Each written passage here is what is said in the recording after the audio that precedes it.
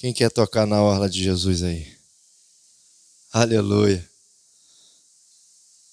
É interessante que quando a gente se propõe, né, porque esse cântico ele é extraído de um texto que diz que uma mulher com fluxo de sangue havia 12 anos.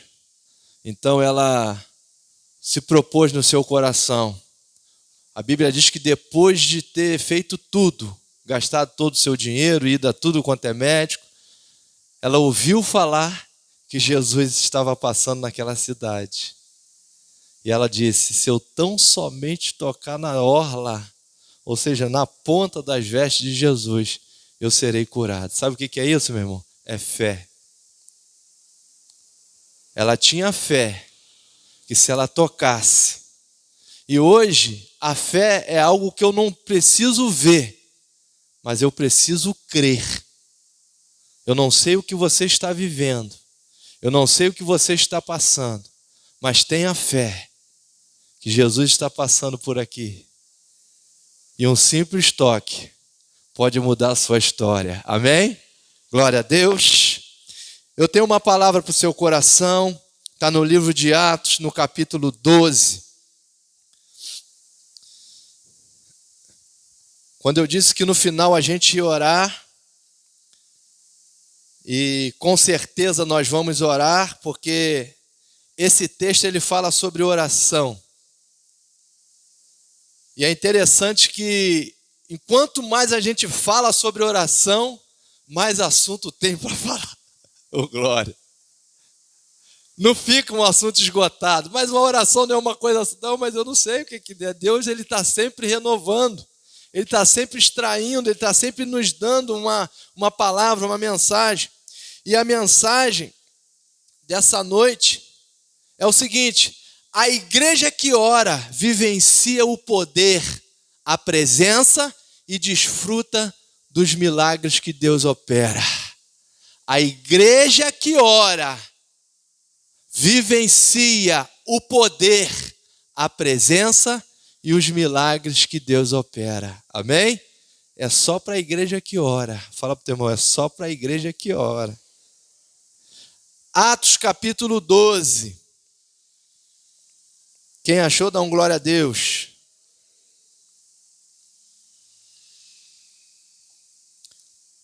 Amém. Podia acender essa luzinha daqui, né? Eu acho que é aqui no botãozinho aqui. Vê se você consegue acender para mim, fazendo um favor. É que eu estou cismando de não usar óculos. Aí, eu não sei como é que vai ficar o negócio da gravação, né? Mas o pastor Rodrigo fica preocupado com isso aberto. Ele fala que tem uma luz. Ficou tranquilo, né? Tá bom.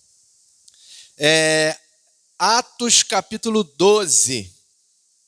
Herodes persegue a Tiago e a Pedro. Quem achou, dá um glória a Deus.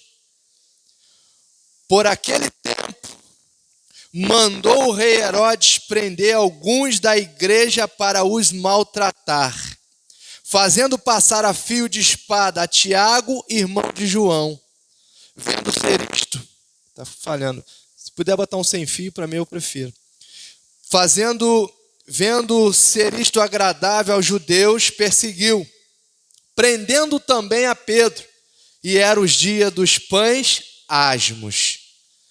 Tendo feito prender, lançou-o no cárcere, entregando a 4 escoltas de 4 soldados cada uma, para o guardarem, tencionando apresentá-lo ao povo depois da Páscoa. Pedro, pois, estava guardado no cárcere. Repita comigo, Pedro estava guardado no cárcere. Mas havia oração incessante a Deus por parte da igreja. A favor de quem? A favor dele, de Pedro. Amém? Tá? Amém. Glória a Deus. Obrigado. Verso 6. Quando Herodes estava para apresentá-lo, naquela mesma noite, Pedro dormia. Repita comigo, Pedro dormia. entre 2 soldados acorrentado com 2 cadeias, e sentinelas à porta guardavam o cárcere. Eis, porém, que sobreveio um anjo do Senhor, e uma luz iluminou a prisão, e tocando ele o lado de Pedro, o despertou, dizendo: levanta-te depressa. Então as cadeias caíram-lhe das mãos. Oh glória, diga aleluia. Disse-lhe o anjo: cinge-te a calça, as sandálias. E ele assim o fez. Disse-lhe mais: põe a capa e segue-me. Verso 9. Então saindo o seguia, não sabendo que era real o que fazia por meio do anjo. Parecia-lhe antes uma visão. Ele pensava que era uma visão. Depois de terem passado a primeira, a segunda sentinela, chegaram ao portão de ferro que dava para a cidade, o qual se lhe abriu automaticamente. Repita comigo: abriu automaticamente. E saindo, enveredaram por uma rua, e logo adiante o anjo se apartou dele. Então Pedro, caindo em si, disse: agora sei verdadeiramente que o Senhor enviou o seu anjo e me livrou da mão de Herodes e de toda a expectativa do povo judaico. Qual era a expectativa? De matar Pedro. Considerando ele a sua situação, resolveu ir à casa de Maria, mãe de João, cognominado, ou seja, dando o nome de Marcos, era o João Marcos, onde muitas pessoas estavam congregadas e oravam. Repita comigo: e oravam. Quando ele bateu no postigo, presta atenção, postigo. Postigo é um portão pequeno, fala, postigo é um portão pequeno. Ele bateu no portão pequeno, no portão do portão. Já viu aqueles portões grandes que tem um portãozinho? Era isso, naquela época já tinha. Isso aí não é ideia de homem não, Deus já tinha dado inteligência. Então ele bateu no portãozinho. E aí, aonde eu estou? E oravam. Quando ele bateu no postigo, verso 13 do portão, veio uma criada chamada Rode, ou Rode, mas é Rode, né? O que a gente diz. Rode, ver quem era. Reconhecendo a voz de Pedro, tão alegre ficou que nem o fez entrar. Mas voltou correndo para anunciar que Pedro estava junto do portão. Eles lhe disseram: estás louca? Ela, porém, persistia em afirmar que sim, assim era. Era ele. Então disseram: é o seu anjo. Ou eles estão dizendo: é o anjo de Pedro. Pedro já morreu, não é ele mais não. Entretanto, Pedro continuava batendo. Olha que cena inusitada, até engraçada, né? Pedro bateu na porta. E quando a mulher ouviu a voz, porque não viu o rosto de Pedro, só ouviu a voz, ela saiu correndo dizendo que era ele, mas deixou ele lá de fora. Tendo então eles... Aí Pedro continuava batendo. Então eles abriram, viram-no e ficaram atônitos.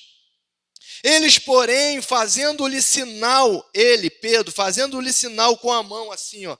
Eu acredito que ele fez sinal, para ficar quieto, para que se calasse. Contou-lhes como o Senhor o tirara da prisão, e o acrescentou: anunciai isto a Tiago e aos irmãos. E saindo, retirou-se para outro lugar. Sendo já dia, houve não pouco alvoroço entre os soldados sobre o que teria acontecido a Pedro. Herodes, tendo-o procurado e não o achado, submetendo as sentinelas a inquérito, ordenou que fossem justiçadas, ou seja, mandou matar aquelas sentinelas, os soldados que estavam guardando ele.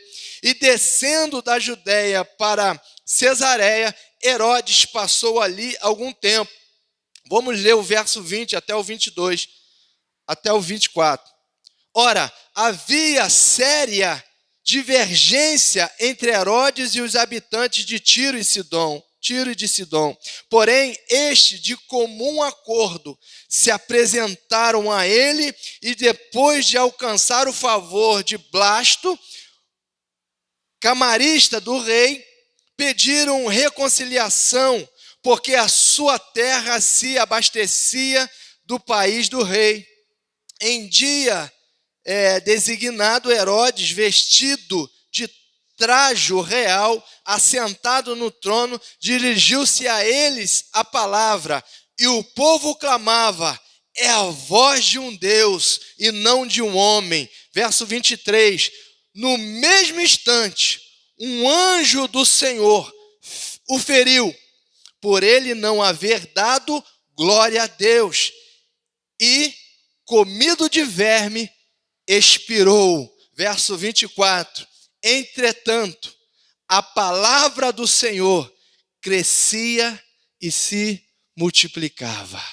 Espírito Santo de Deus, que o Senhor venha nos dar entendimento acerca dessa palavra. Que o Senhor venha trazer, Pai, abrir os nossos olhos, o nosso entendimento. Como diz a tua palavra no livro do Coríntios, ó Deus, Paulo diz que o príncipe desse século cegou o entendimento dos incrédulos. Nós não somos incrédulos. Nós cremos que há um Deus. Nós cremos que há uma palavra. Nós cremos no teu Espírito. Por isso nós cremos que vamos entender aquilo que o Senhor quer nos falar. Porque não somos incrédulos. Nós acreditamos, nós cremos e temos fé. Ó Deus, e a tua palavra diz que a fé, ela vem por ouvir a pregação do Evangelho de Cristo. Então que o Senhor nos fale esta noite, que o Senhor traga um discernimento à tua igreja, e o que o Senhor, ó Deus, faça aquilo que te apraz, que a tua palavra vá e produza resultado a qual está sendo mandada. Deus, eu não tenho poder, Pai, para divulgar a tua palavra, eu só tenho poder, Pai, para falar, para abrir a boca, mas o resto é contigo. Que o Senhor venha trazer entendimento às nossas mentes nessa noite, e que possamos sair daqui crendo, acreditando, entendendo e regozijando e cantando e declarando que só o Senhor é Deus. Fala-nos, porque necessitamos te ouvir, em nome de Jesus. Amém e graças a Deus.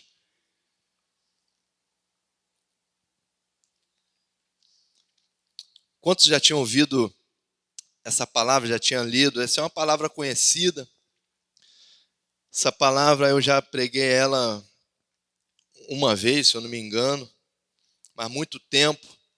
E nessa semana eu estava pedindo ao Senhor uma palavra e Ele trouxe ao meu coração essa palavra, esse texto propriamente dito. Esse texto de Atos capítulo 12, aqui a gente está vendo a perseguição. Havia começado a perseguição para a igreja em Jerusalém.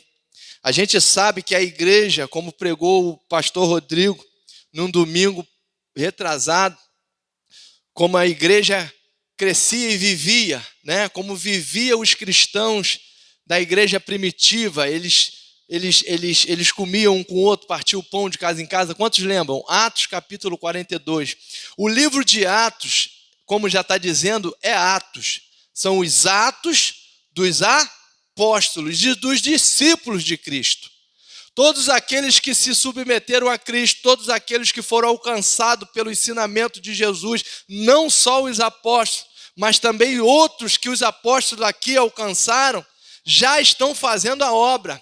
Mas do livro do capítulo 8 até o capítulo 11 começa uma perseguição muito grande para com a igreja, aquela primeira igreja que vivia, que partia o pão de casa em casa, aquela igreja que vendia tudo que eles tinham, aquela igreja começou uma perseguição, de modo que essa perseguição fez com que multiplicasse o número da igreja. A igreja cresceu.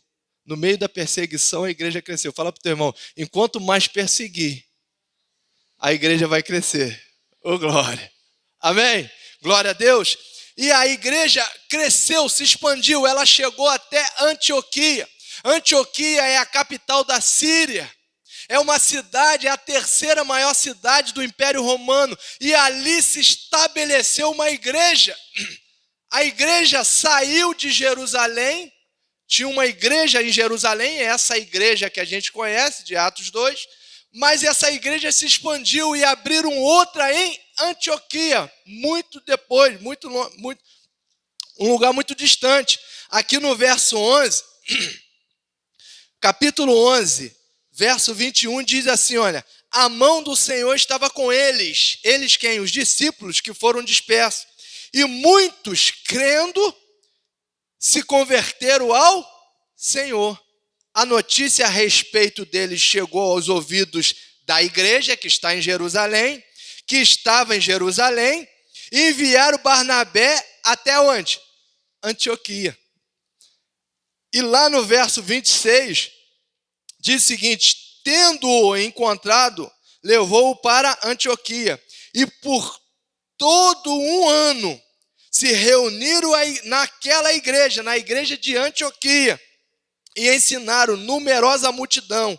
Em Antioquia foram os discípulos pela primeira vez chamados de quê? Cristãos. Então, qual é a obra de Satanás? A Bíblia diz que o ladrão vem senão para roubar, matar e quê? Destruir. Satanás, ele quer parar você. Satanás, ele não pode matar a igreja.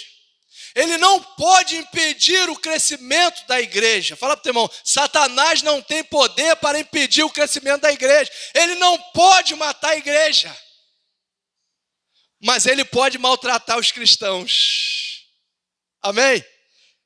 Por aquele tempo, nós lemos, mandou o rei Herodes. Qual o tempo? O tempo em que a igreja crescia.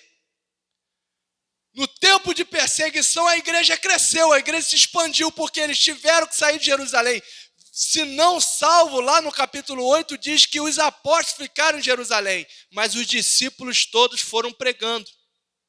Eles chegaram, aí depois Paulo fez as viagens dele, foi abrindo igreja, e foi crescendo. Enquanto mais persegue o crente, enquanto mais mata o crente, porque o crente ele não morre, o crente é promovido para o céu, ô glória. Enquanto mais Satanás pensa que está matando e está prejudicando, não, ele está prejudicando a si mesmo, porque Deus levanta, porque a Bíblia diz que Deus ia acrescentando os que iam sendo salvos. Atos capítulo 2 lá. Satanás, ele não tem condição de parar o crescimento da igreja. Então, Herodes prendeu alguns da igreja para os maltratar. Mandou matar Tiago, a fio de espada. Tiago morreu, quem era Tiago? Um dos líderes da igreja. Tiago se tornou um líder da igreja.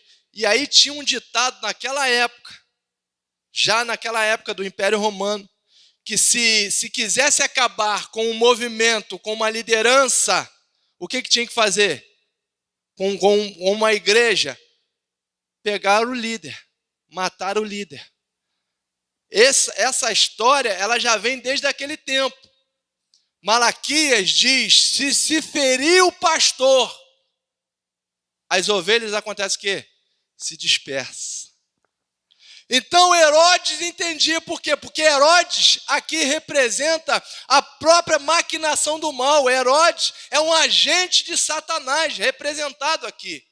Satanás sabe que se ele quer parar o movimento, ele precisa parar a liderança. Ramachuca. Ele sabe, se ele quer fechar a igreja, ele precisa ferir o pastor. Ele sabe, se ele quer acabar com o louvor, ele precisa acabar com os integrantes do louvor. Ele precisa ferir, ele precisa perseguir, ele precisa deixar aquela pessoa triste, ele precisa deixar aquela pessoa angustiada. E Satanás faz isso muito bem. Só que a palavra de Deus diz, oh glória, na angústia clamei o Senhor e ele fez o quê? Me ouviu. Quanto mais Satanás nos persegue, mais nós clamamos a Deus. Enquanto mais Satanás tenta te parar, mais você caminha. Enquanto mais Satanás tenta ferir os líderes da igreja, aqueles que já entenderam que faz parte da igreja, ele sai e prega o evangelho, e o evangelho não pode ser parado. Paulo diz que ele estava algemado, mas a palavra de Deus não pode ser algemada, aleluia. De forma que eu sofro, eu posso até sofrer, mas a obra de Deus não sofre, porque ninguém é insubstituível. E nós entendemos que o crente, o verdadeiro, o cristão, aquele que crê em Cristo, aquele que entregou a sua vida para Cristo, ele verdadeiramente ele não morre. Porque a Bíblia diz que ele não tem prazer na morte do ímpio, mas do justo ele não fala nada. Não é que ele tenha prazer. Ele não tem prazer do ímpio, porque se o ímpio morrer, para onde vai? Agora, quando o justo não morre, ele chama. Vem ficar comigo, vem descansar. Você já combateu o seu combate. Então, tendo dito isso, Pedro é preso também. Pedro era o que da igreja? Líder. Só que o versículo-chave desse texto, e o que eu quero falar é sobre isso, sobre quando uma igreja ora, coisas extraordinárias acontecem. Fala para o teu irmão, quando a igreja ora, coisas extraordinárias acontecem. Quantos podem dar glória a Deus? Pedro está preso, mas no verso 5, diz o seguinte: Pedro, pois, estava guardado. Vamos parar para pensar um pouquinho. Para o mundo, para Herodes, Pedro estava preso. Mas quem está contando a história é Lucas. Eu não sei se você entendeu. A Bíblia não diz que ele estava preso. A Bíblia diz que ele estava o quê? Fala alto. Guardado. Aí eu falei, meu Deus, o que o Senhor quer falar com isso? Ele não estava preso. Para o mundo. Para Herodes, para aquele soldado, nós prendemos ele. Mas para nós que sabemos, a igreja está guardado. Deus guardou ele lá. E ainda colocou 16 soldados para tomar conta dele. Oh, aleluia! Ele estava guardado. E diz a palavra de Deus que ele dormia. Eu não sei você, mas se Herodes está dizendo para ele assim, prendeu também a Pedro. Mas a Bíblia diz que ele estava, pois, guardado no cárcere. Mas havia oração, o quê? Fala alto. Incessante. A quem? A Deus. A Deus. Por parte de quem? Da igreja. A favor de quem? De Pedro. Sabe o que eu aprendo? Que enquanto Pedro está lá, Herodes pensa que prendeu, botou 4 escolta de 4 soldados cada escolta. 4 vezes 4, 16. Mas diz que ainda estava com cadeias. Era aquela espécie de corrente com uma bola e tinha um tronco lá, um negócio de ferro, ele ficava preso ali dentro. Fala para o teu irmão, aquele que serve a Deus é perigoso. Meu Deus, ele era perigoso. Esse homem era perigoso. Eu não entendi. 16 soldados lá dentro da gruta, porque a prisão não era uma prisão comum, não é a prisão que você vê hoje. Era uma prisão de uma caverna. E ele diz que ele tem aquela prisão, ele estava ali, na porta da prisão, vinha 4. E ele ainda estava amarrado. Meu Deus. Fala para Deus, irmão, você é perigoso. Autarquia de Jesus. Já tem um homem que diz, autarquia de Jesus. Caçador de filisteu. Meu Deus. Olha como é que Satanás tem medo de você. A gente às vezes diz que tem medo do demônio. Não, é o demônio que tem medo de você.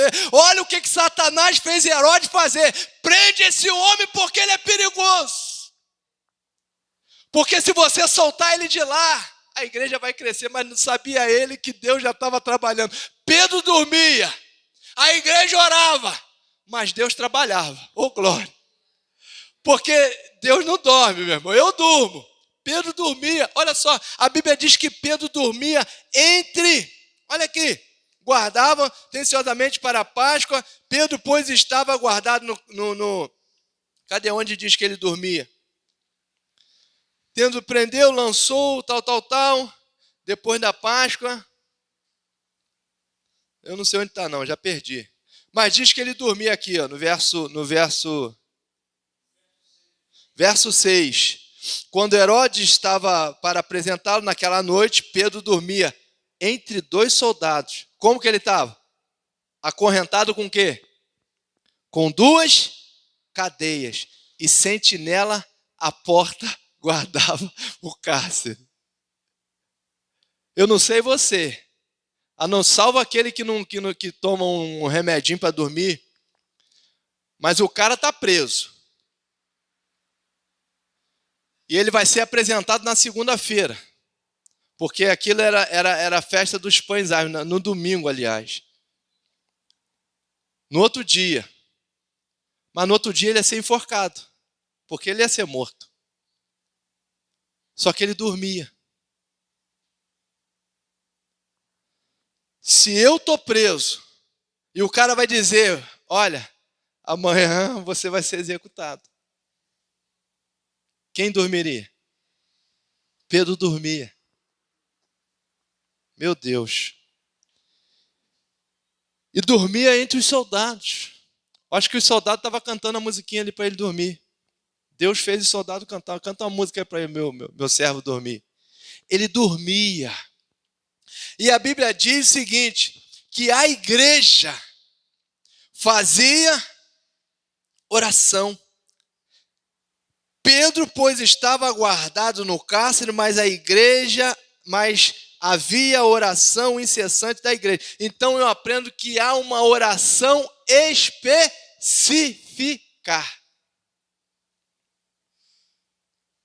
Tem vários tipos de oração que a gente pode fazer. Mas eu entendo que Pedro estava guardado, dormindo. Ou seja, havia tranquilidade no coração e na alma de Pedro. Por que ele estava tranquilo? Alguém sabe? Porque a igreja estava orando, meu irmão. Quando a igreja ora pelos pastores, os pastores ficam tranquilos. Quando a igreja ora pela liderança, a liderança fica tranquila. E não só isso. Ele orava, mas orava a quem? A Deus. Eu não sei, tem muita gente que diz que existe uma oração forte. Uma vez me falaram, faz uma oração forte, pastor. Eu falei, mas tem oração fraca? Qual é a oração? Eu não entendo. Se tem oração forte, existe oração fraca. Não tem.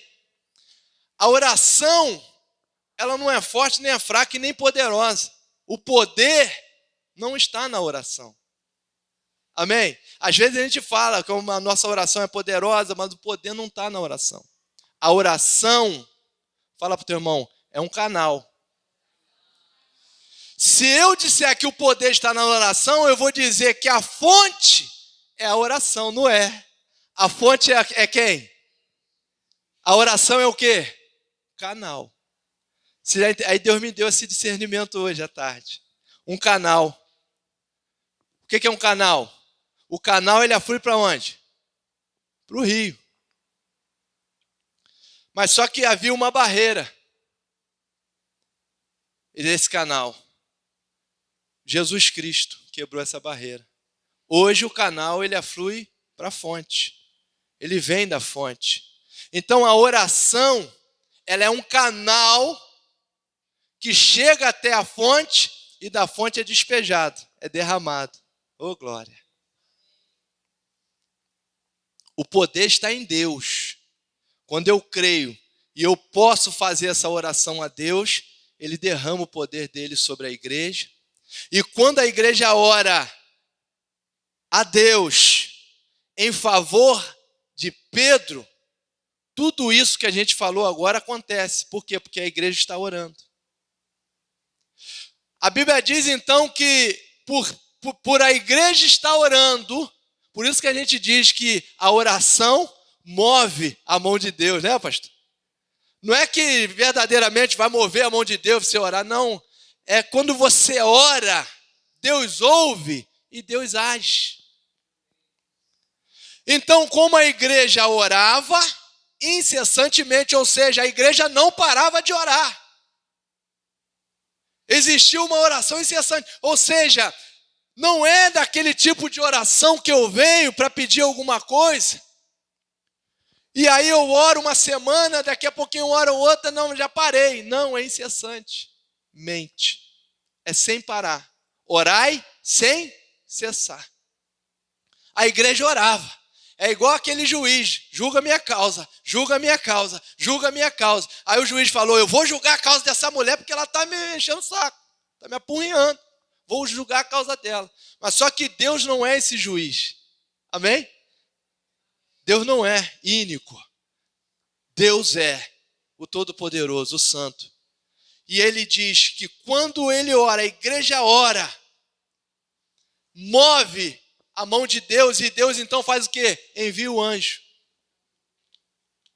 A Bíblia diz que o anjo chega naquela cela, não sei como, não me pergunte como, toca no lado de Pedro, acorda. O que houve? A tua salvação está chegando. Ô, glória. Acorda.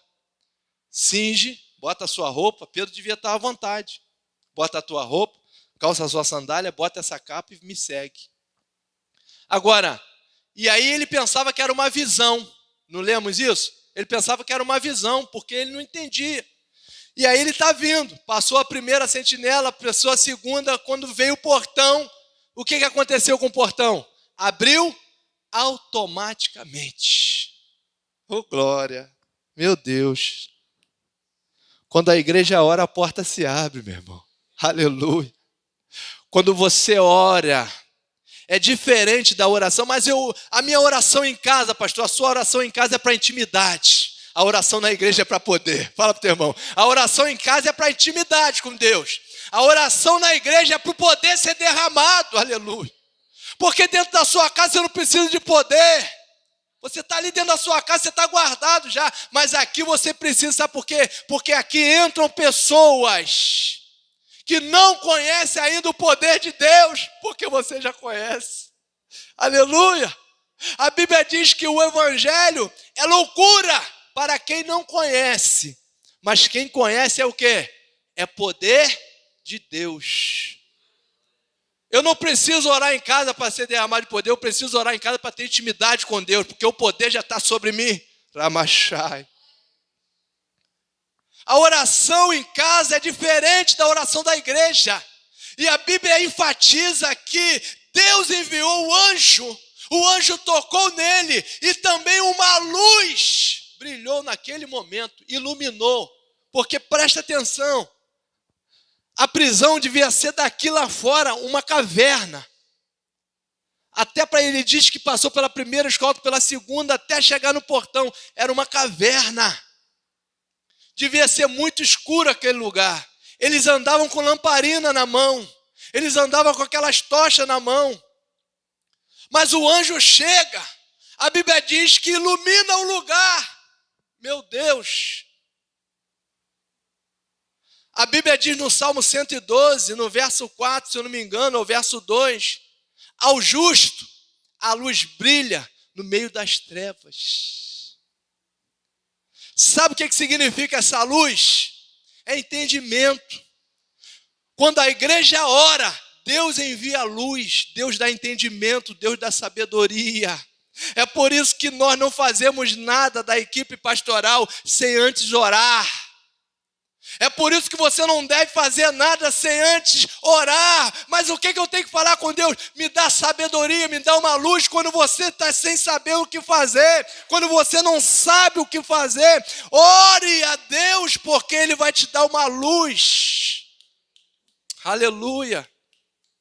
A igreja, para ter luz, precisa orar, meu irmão. Iluminou o cárcere, botou a capa, seguiu. Quando eles chegaram na rua, que o anjo se dispersou para um lado, e Pedro para o outro, e Pedro, quando procurou aquele homem, falou: cadê ele? Aí ele disse: agora eu sei que verdadeiramente... Ele estava pensando que estava sonhando. Quando você anda com Deus, você pensa que está sonhando, meu irmão. Ele não acreditou, Pedro não acreditou que aquilo seria possível, mas se bem que já tinha acontecido outras vezes, no capítulo 4, Pedro e João São Pedro, ou Pedro e Tiago são presos, e Deus também viu o anjo, liberta eles, eles chegam e a igreja está orando e eles começam a orar. A Bíblia diz: sabe o que acontece? Quando eles oram, a igreja, no meio da igreja, a igreja treme. E eles são cheios do Espírito Santo e começam a pregar a palavra. Lá no capítulo 4. Aí aqui no capítulo 12 acontece de novo. E aí Pedro, quando chega lá, ele vai... Meu Deus, agora eu sei que Deus enviou um anjo. O anjo de Deus, o nome já diz anjo de Deus, o anjo não é do homem. Tem gente que diz que dá ordem ao anjo. Já viu gente dando ordem ao anjo? Anjo, faz isso. Isso aí é furada mesmo, sai fora disso. Porque a Bíblia diz: aos meus anjos. Os anjos fazem parte do exército celestial de Deus. O anjo não é meu. Eu não tenho autoridade para dar ordem a anjo. É no Salmo 91 e diz: ele dá ordem aos seus anjos ao nosso respeito. Não sou eu que dou ordem a anjo. Eu só recebo o milagre. A Bíblia diz que os anjos são ministradores. Mas quem dá ordem é Deus. Deus já deu a ordem ao anjo para te guardar, para te livrar. Esse negócio que a pessoa fala: anjo, faz isso. Pastor, pelo amor de Deus. Deus já deu a ordem ao anjo há muito tempo lá em cima. Envia. Amém? Glória a Deus. Você lembra quando Deus deu ordem a um anjo? Que Daniel está orando, aí a Bíblia diz que ele está orando 21 dias, no 24º dia, ele continua orando, ele não parou de orar. Fala para o teu irmão: não parou de orar. Às vezes a gente ora um dia, 2, 3, quando dá 5 dias, não vem. Ele orou 24 dias direto. E aí apareceu um anjo, aí já é outro anjo diferente, já é um anjo mensageiro, porque o de guerra já tinha ido. Deus já tinha dado ordem a Miguel. E o que aparece na frente dele é o mensageiro. E fala assim: muito amado servo do Deus Altíssimo. Deus ouviu a tua oração desde o primeiro dia que você aplicou o teu coração para falar com Ele.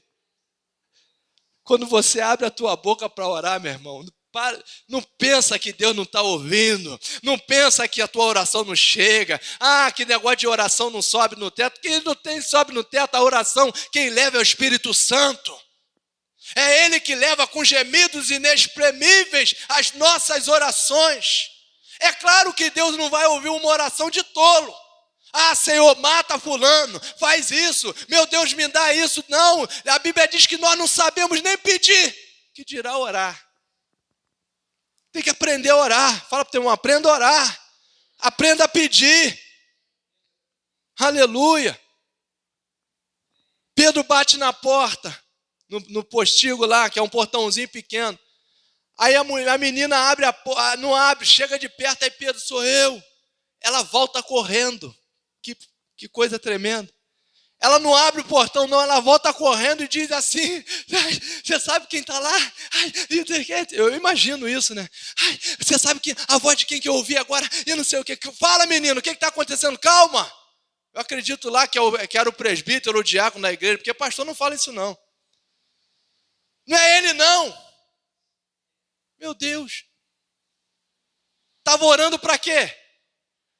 A igreja orava. Olha aqui. Verso 5. Pedro, pois, estava guardado no cárcere, mas havia oração incessante a Deus por parte da igreja, a favor dele. Agora presta atenção nisso, isso aqui é importante para mim e você entender. Quando Pedro chega lá onde ele estava orando incessantemente, que ela vem, ela fica atônita porque fala, meu Deus, deu certo a oração. Sabe quem está lá fora? Sabe quem está lá fora é Pedro. Aí alguém diz, não, é o anjo dele. Se eles estavam orando para Deus soltar o cara, se eles estão orando para Deus abençoar e livrar Pedro, eu acredito que a oração era essa, enviou o anjo, Senhor. Deus ouviu a oração, enviou o anjo soltou, Pedro está lá e eles não estão acreditando que Pedro está lá. Sabe o que é isso? Falta de fé. Meu Deus. Quando a igreja ora, coisas extraordinárias acontecem. Aleluia. Quando a igreja ora, nós vivenciamos o poder de Deus literalmente. E o milagre de Deus, meu irmão, quando acontece, ele é inexplicável. Como que eu vou explicar? Uma vez alguém me pediu uma explicação sobre o negócio. Eu falei, meu irmão, sinto muito. Você precisa morrer. Para quê? Para perguntar a Deus, porque eu não sei. Você quer agora? Não, eu vou ficar mais um pouquinho. Não quero morrer agora, não. Só quando você chegar no céu, você vai perguntar a ele o que é. Milagre não se explica. Milagre se vive. Oh, glória. Quando a igreja ora, coisas extraordinárias acontecem. O milagre de Deus acontece. O poder de Deus é emanado dos céus. A presença de Deus é notória. Tudo isso por causa da oração de quem? Da igreja. Eu lembro que Sadraque, Mesaque, Abednego, olha só como é que são as coisas estranhas de Deus. Os milagres de Deus a gente não consegue explicar. Eu queria, mas não consigo. Sadraque, Mesaque, Abednego. O rei lá faz um edito lá, fala assim, ó, todo mundo vai ter que adorar essa estátua, isso e aquilo. O papai conhece a história, não conhece? Lá capítulo 3 de Daniel, se eu não me engano. Vai ter que adorar, vai ter que se prostrar. Aí Sadraque, Mesaque e Abednego fala, e agora? Quando tocar a trombeta, a buzina, o cântaro, o instrumento de música lá, a orquestra, era uma orquestra, tá? Todo mundo, ó, perante a estátua. Aí ficou 3 malandros, 3 menininhos. Aí um devia falar assim, abaixa, rapaz. Você não sabe o que vai acontecer, dá uma baixadinha só, ninguém está vendo. O rei ainda não viu, abaixa. Eles não abaixaram, não se dobraram. Moral da história, foram lançados aonde? Na fornalha. Essa fornalha, eu não sei, mas era grande, era algo do tamanho dessa igreja aqui. Que a Bíblia diz que quando os soldados vai jogar aqueles homens, o fogo, a chama daquele coisa matou, queimou aqueles homens que jogou. Mas olha só que estranho. O milagre de Deus é coisa estranha. Meu Deus do céu. É loucura. Por isso que a Bíblia diz que é loucura. O mundo não consegue acreditar e nem entender. Quando joga eles, os caras morrem, mas eles estão lá dentro como? Passeando e dançando. Aí, ô rei, nós não jogamos 3 lá dentro? Sim. Por que eu estou vendo 4? Eita, meu Deus. Olha só, a Bíblia diz que eles passearam no meio da fornalha, porque tinha um quarto homem da fornalha, agora não sei se era Jesus, não sei se era um anjo, não sei, era semelhante a homem. Eles saem. E aquele rei olha para eles e fala assim, meu Deus, agora eu sei que existe um Deus. Faz um decreto. Ninguém pode mais blasfemar contra esse Deus, porque... Mas olha que detalhe incrível. Nem cheiro de fumaça tinha nos rapazes. Ô, glória, você pode dar uma glória a Deus? Fala para o teu irmão, isso é milagre de Deus, irmão. O milagre de Deus. E outra vez Daniel, por orar a Deus, por falar, por ter intimidade com Deus. Essa é uma oração de intimidade. Olha o milagre de Deus que acontece. Daniel já velhinho, com seus 60 e poucos, 70 anos. Entra rei, sai rei, entra rei, sai rei. Já tinha passado uns 4. E todos aqueles reis ouviam Daniel, porque ele era um homem que tinha intimidade com Deus. Quando eu tenho intimidade com Deus, as pessoas me ouvem. Você é uma pessoa de relevância no seu bairro, no seu lugar, na sua casa. Basta ter intimidade com Deus. Ah, mas eu preciso ler, preciso saber, ter saber. Não, intimidade com Deus. Moisés não sabia nem falar. Mas porque era íntimo de Deus, Deus falou, não, mas como que eu vou falar? Diz que ele era gago, né? Aí ele falou, você não precisa falar nada. Seu irmão vai falar por você. Eu só quero você lá. Por quê? Porque tem intimidade com Deus. Não podia usar outro? Não, usa quem tem intimidade com Ele. Daniel está lá na cova dos leões, porque aí o rei jogou ele lá e tal. Eu não sei, cara. A Bíblia diz que Deus fechou a boca do leão. Eu não sei. Você sabe como que aconteceu, Marco, isso? Não ser comido pelos leões? Eu não sei. Isso é milagre. Tem uns que dizem que Deus colocou um negócio fedorento lá nele e os leões não quis chegar nem perto. Sei lá se é. Mas é milagre. Aí Daniel fala, cadê os meus amigos agora? Ele falou, você não entrou na fornalha comigo, também eu não vou entrar na cova com você. Pedro vai lá, bate na porta. Os homens não acreditam, estão orando para receber o milagre, mas não acreditam que é o milagre aconteceu. Uma coisa que a gente precisa aprender, quando a gente ora, a gente precisa esperar. Quando você ora, quando você ora para pedir chuva, você tem que preparar a sua terra. Amém? Glória a Deus. Igual aquela história que o Júlio contou aqui na outra vez, que a gente já conhece da menininha. Estavam orando na igreja para pedir chuva. Reuniram, estava uma seca danada na cidade. Vamos reunir a igreja para chover. Para Deus me enviar água, seca muito grande, já estava faltando alimento. Daqui a pouquinho eles oraram de manhã, voltaram de tarde, foram para casa e voltaram de tarde. Aí a menininha botou capa de chuva, botou bota e botou uma sombrinha, um sol danado. E os pais, os pastores, você está ficando maluca, menino? Não é, pai.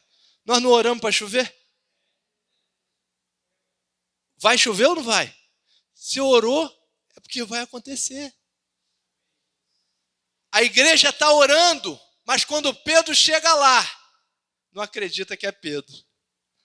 Mas eles olham que é Pedro e ficam todos atônitos, espantados pelo milagre que Deus fez. Mas o que eu quero resumir para você, para nós, para a nossa igreja, quando a igreja ora, coisas extraordinárias acontecem. Quando a igreja ora, nós experimentamos o poder, a presença e a graça e a glória de Deus. Quando a igreja ora, as portas se abrem. Quando a igreja ora, Deus envia luz sobre as trevas. Quando a igreja ora, Deus envia anjo. Quando a igreja ora, o poder de Deus acontece nas nossas vidas. Então você vai olhar para o teu irmão e vai dizer, nós vamos orar agora. Porque essa porta que você tem pedido, ela vai se abrir. Nós vamos orar agora, porque essa cura vai acontecer. Nós vamos orar agora. Essa enfermidade vai ter que deixar esse homem, essa mulher. Nós vamos orar agora. Nós vamos pôr em prática aquilo que nós aprendemos nessa noite. Vamos nos colocar de pé. Aleluia. Vamos orar.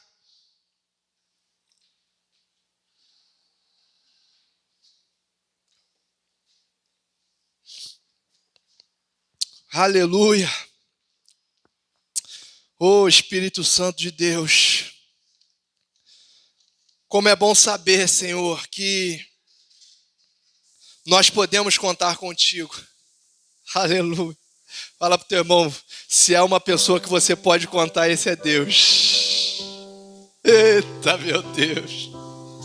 Se existe alguém que diz que não te abandona, não importa o tempo que você está vivendo. Os amigos de hoje, eu tinha muitos amigos na época, mas quando acabava o dinheiro, todo mundo sumia.